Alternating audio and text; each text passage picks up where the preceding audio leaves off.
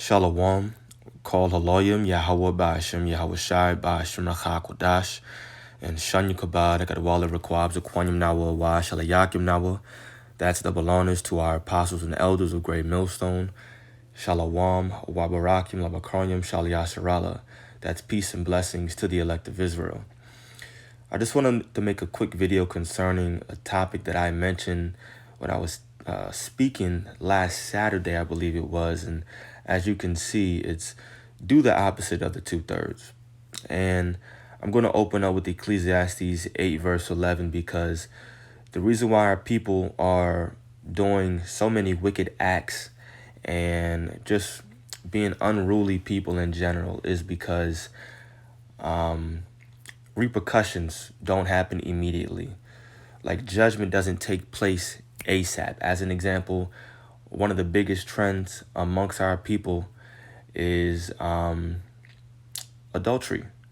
As a matter of fact, amongst the men of our nation, it's looked at as like a glorious thing. You sleep with some dude's woman and you're looked at as the man on your block. Like, oh shoot, man, you got her? Dang, blah, blah, blah. They talk about it. They uplift you. They exalt your name. You know, you get praise and fame for that on this side. But in the scriptures, if that's found out, the penalty or the judgment for that is death. You get put to death. You get stoned according to the laws of the Bible. But you see, there aren't similar laws like that in the world right now, especially here in Babylon the Great. And that's just one example of why our people are performing these evil acts. And so I'm going to start off with Ecclesiastes 8 verse 11. It says, because sentence against an evil work is not executed speedily, therefore the heart of the sons of men is fully set in them to do evil. And so you have to think about it. And, you know, I'm narrowing this down to our people because I expect these other nations, especially Edom, to perform wicked acts. Like, when they do wicked things, I'm not even surprised. Like, there was this article floating around about this lady who she basically committed bestiality, and I think she was an Edomite, and that doesn't surprise me. You know, I read it, or I heard about it rather, and I'm like, well, it sucks. I hate to hear about it, but we're living in a wicked society, and I expect Esau to do these wicked things. So, I'm not surprised to hear about that. So, narrowing it down to our people, here in Babylon the Great, which is America, you have 2/3 of our people that are going to be destroyed.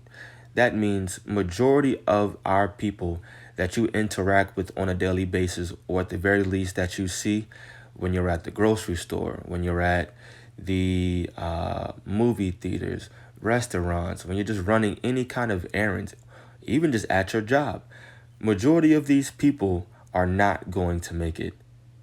It's just a simple fact due to logic, simple math. And so when you see these people and you see how they conduct themselves and you see their actions and what they're doing and even the things that they're saying, majority of the time you want to be doing, saying, and I'll even say thinking the opposite of what our people are doing. There's no immediate repercussions for their actions unless our people would stop. They would get the act right. But they're saying certain things, doing certain things that are contrary to Yahweh Ba'ashem Yahweh Shai. And believe it or not, that actually makes them a part of the spirit of Antichrist. That's what that is. Antichrist or anti-Messiah, I'll say, is nothing but a spirit that's contrary to Yahweh Ba'ashem Yahweh Shai. And 2/3 of our people are in that spirit. And so the reason why this topic is important, and I have just maybe 2 or 3 more precepts, is because doing the opposite of the 2/3 is what allows us to stay on the spiritual path towards receiving salvation.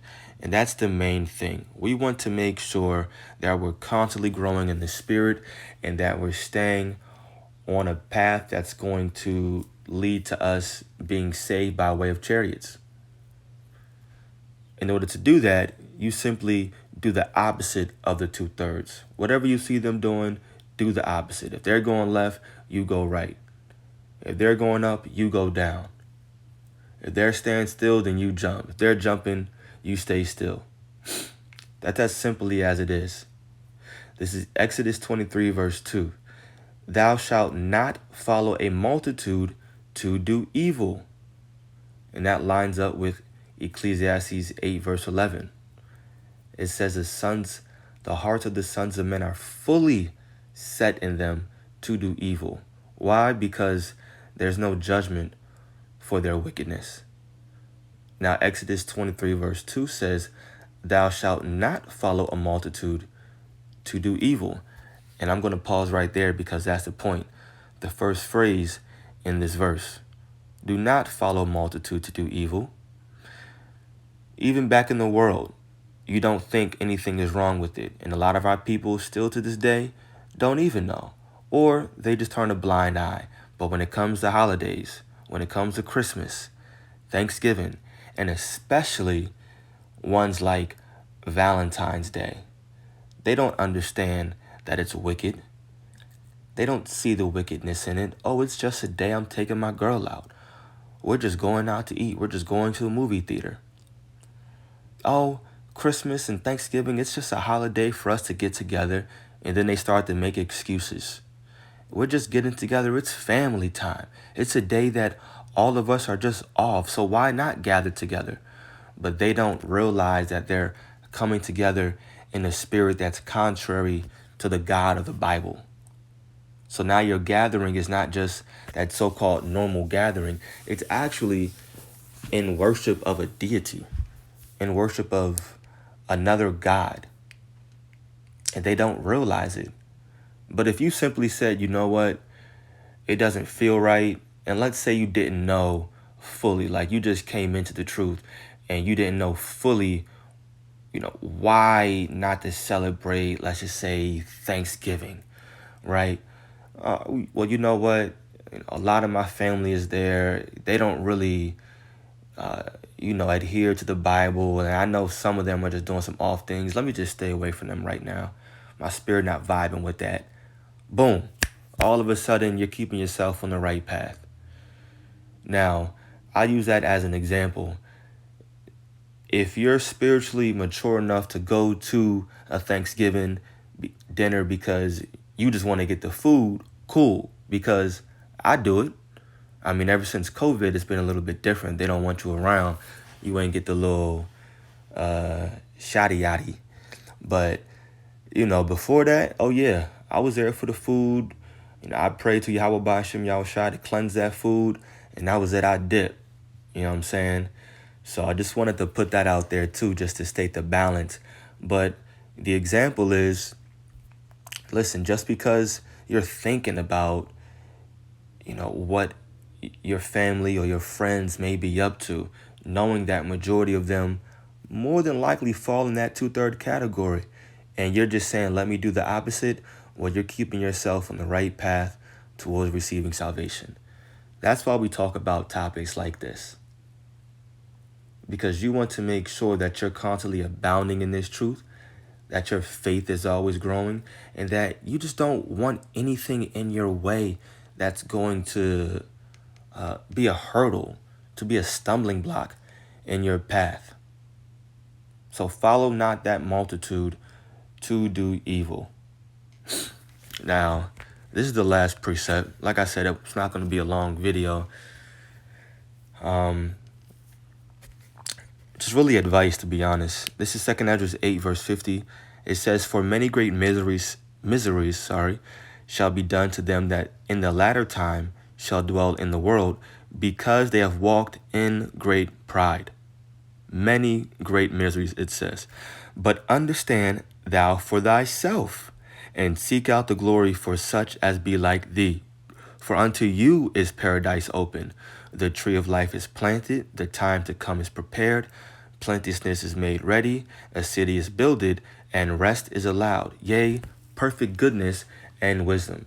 What does all that mean? It means that the kingdom of heaven is at hand. Verse 53, the root of evil is sealed up from you, Weakness and the mouth is hid from you, and corruption is fled into hell to be forgotten. Because the Lord overcame this world, he overcame death, and Lord's will, we're going to receive everlasting life as well. It says, sorrows are past, and in the end is showed the treasure of immortality. And therefore ask thou no more questions concerning the multitude of them that perished. So don't worry about them. You see, us being the spiritual people that we are, because the Lord gave us this gift, we're able, and all of us, we should be able to just discern and say, hey, you know what?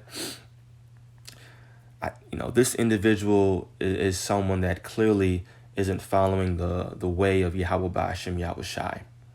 They're not seeking the Lord's will. And so therefore, you should be able to find something spiritual in every situation. And that goes for even the 2/3. So what's that spiritual thing concerning the 2/3 that we can find? Well, let me do the opposite of that person. They're doing some evil crap, some wickedness. They're talking about some wicked things. You know what? Let me do the opposite. That's something spiritual that you just gained by looking at a 2/3. Every situation you should be trying to think like that. Find something spiritual in it. Verse 55 again says, and therefore ask thou no more questions concerning the multitude of them that perish. For when they had taken liberty, they despised the Most High, thought scorn of his law, and forsook his ways. Oh, you know what? That's a 2/3. So let me not despise the Most High. Let me exalt him. It says they thought scorn of his law. So let me not think scorn of his law. If it's something I don't understand, let me pray about it. Let me ask for wisdom. Let me ask some brothers or whoever a question. It says they forsook his ways. Well, let me not forsake his ways. Let me seek the Lord's judgment. Let me seek to learn about his statutes and his commandments. Let me do the opposite of what a 2/3 is doing.